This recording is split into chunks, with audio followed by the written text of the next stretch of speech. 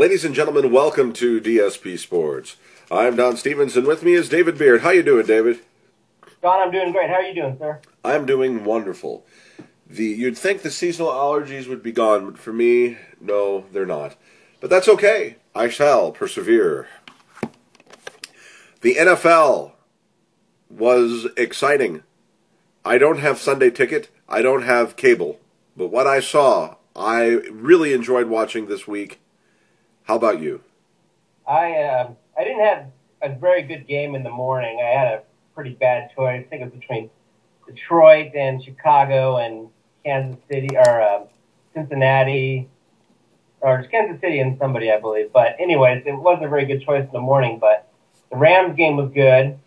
And were you torn on that one, Don? Because I know you like the Cardinals. Well, we talked about that in the past, and no, I wasn't. I was rooting for the Rams straight out. That's what I figured. Yeah, basically what it's coming to, and it's all about where I'm at in my sports life right now. And where I'm at in my sports life right now is that if anyone else is playing the Cardinals, I'm probably rooting for the Cardinals. But right now, because the Rams are doing well and they've earned my fandom, I'm rooting for them even against the Cardinals. Nice. But not against the Patriots. So last week I was talking to you, Don, and you said I told you at the end of the show that if the Rams win against Arizona, they will make the playoffs. That is what you said. Okay, so after I realized they're going to win this game, I said I better come on here and tell you why I thought this way. Just in looking at the schedule, the last 4 games, the Rams are going to probably be favored in 3 of the 4 games that they play. Chances are they got the toughest game of the year this week in New Orleans, so chances are they're probably going to lose that game. I wouldn't be surprised though if they put up a good fight. But Seattle, who's also 6-6, they are probably going to be favored in only 1 or none of the rest of their games because their schedule is pretty tough. They go to San Francisco and they play home games against Atlanta and Tampa Bay, who are both really good this year. And Tampa's really improved. And then the last game of the year is the Rams at Seattle, and that could be for the division. But I think the Rams will probably be 8-7 going into that game, and Seattle will be 6-9. So I'm thinking that the Rams will probably have the division won before they go to Seattle the last game of the year. Now that is awesome news, if it happens. If it happens, but I like our schedule compared to Seattle. Yes. Well, you mentioned that there was a not too interesting choice that you had. It was Detroit Lions versus Chicago. I predicted on Facebook that the team named after an animal would win.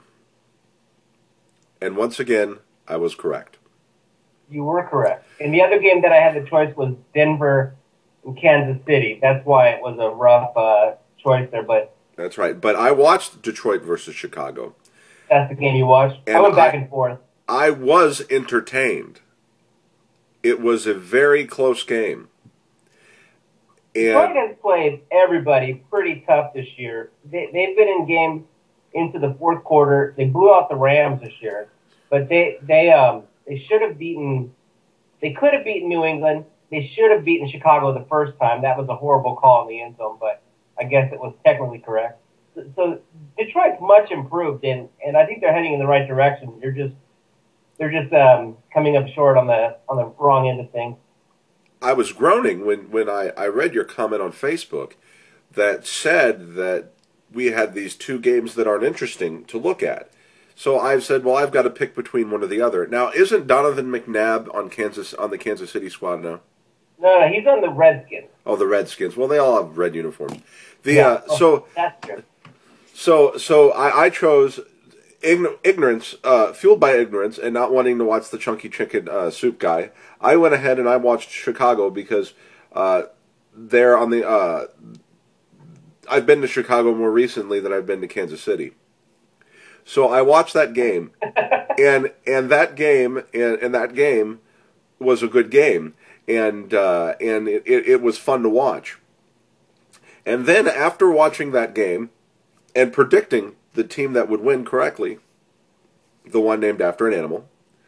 I went and did important stuff that the president of Don Stevens Productions does. And then I went and I settled down and I fired up the big screen for the Rams game. Oh, nice. I fired up the big screen. Tagged for your pleasure, if you're listening to this and you're a friend of mine on Facebook, I have a picture of the big screen, tagged for your pleasure. So there's little tidbits that you can look at there if you're a friend of mine on Facebook. And I encourage you to do so, David, because I really rub it in the face of the Cardinals fans. Nice. So I put it on, and I sat there, and I watched, and I thought I was watching a baseball game, David, because they kept changing their pitcher. Yeah, you know you're in trouble when you're going to second and third string quarterbacks. And like we've talked about before, Kurt Warner must have been really, really good, because I can't believe that one man has single-handedly turned around an offense like that. But it wasn't all roses for the Rams. Sam Bradford threw his first interception in like 150 or something possessions. Yeah, well, he did throw a shuffle pass interception in the middle there, but that was kind of a play call. But yeah, he did. But let me tell you what Sam Bradford is doing. He is doing something that veteran receivers or quarterbacks do. He is actually throwing wide receivers open. So it's something that I was watching on the NFL Network. He throws the ball to areas where only the receivers can come back to the ball, and it's something that the Rams have been lacking for years, since Warner anyways. So it's kind of neat to see him out there working the field and spraying the ball around, especially because his top two receivers are out for the season. So he's really working with backup receivers. And of course, I asked the obvious question so that you can give the brilliant answer. Sure. The game at the end, when it was all said and done and over, I was actually happy. It felt rooting for the Rams when they win, because they did win, and that was a good thing. And I'm so happy for you above all, David, because I know how much you've suffered. It has been a rough couple of years, but I'm not getting too excited. I mean, but it's nice to. It's like they won last week, so they had 6 wins this year, and like we talked about the last show, I mean, they've had 6 wins in all of 3 years up to this point. So, I mean, it's been really cool, and I hope they keep it up. Obviously, I don't think we're going to win the Super Bowl this year, but I mean, even if we don't make it into the playoffs, I am really excited about the future of the Rams. And looking at our division, no other team really has a Sam Bradford and young guards like we have, whereas I just see the Rams dominating the division for years to come, Don. Well, Bradford is making the throws. He's handing off the ball to Jackson. Jackson's doing what he needs to do, and he's doing it with not necessarily starters.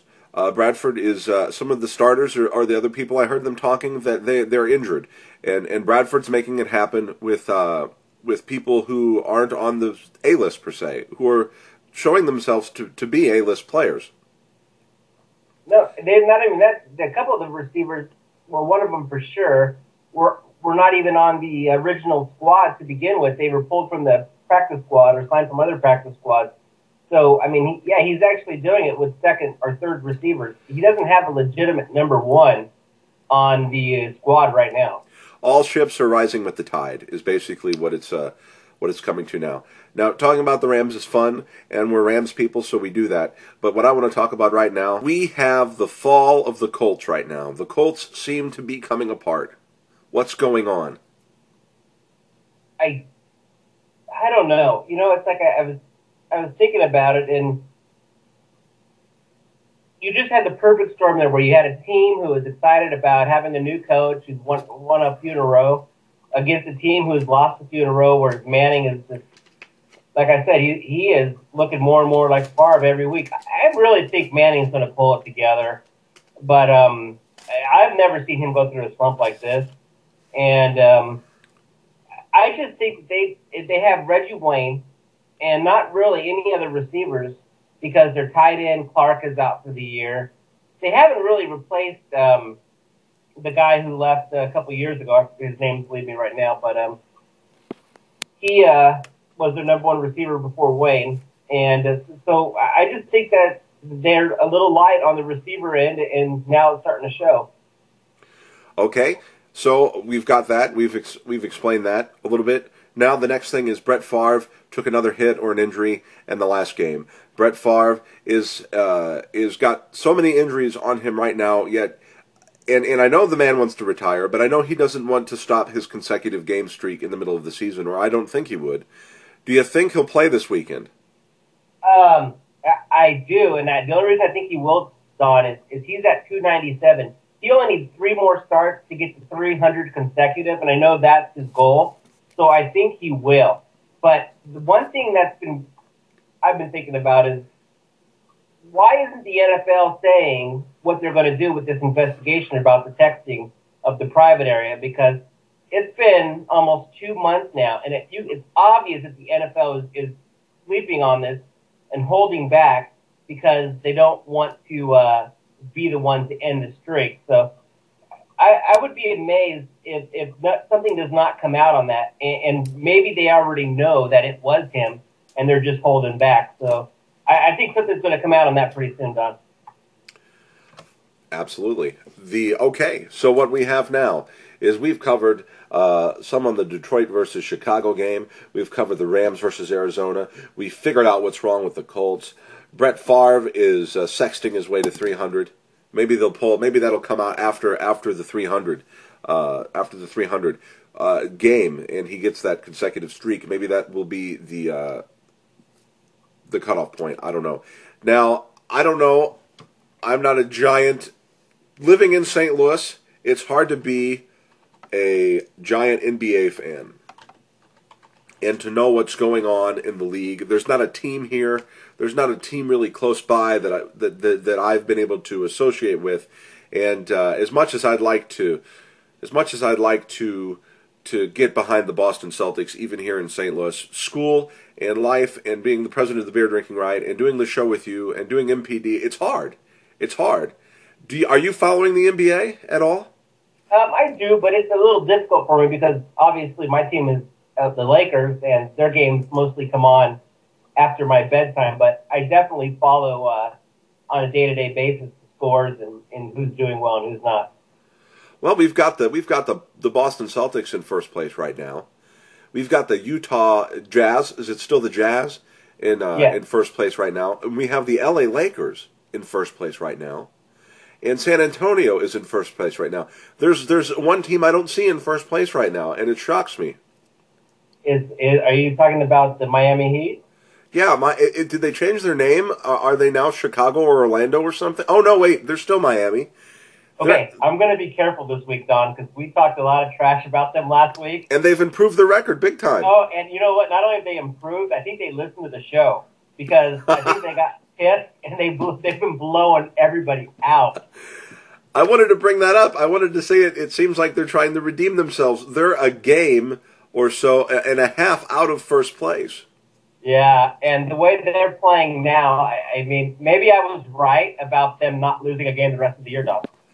You know, I don't think you are, because even the Kansas City Royals can get a win or two strung together every once in a while. And that just goes to show that it may happen.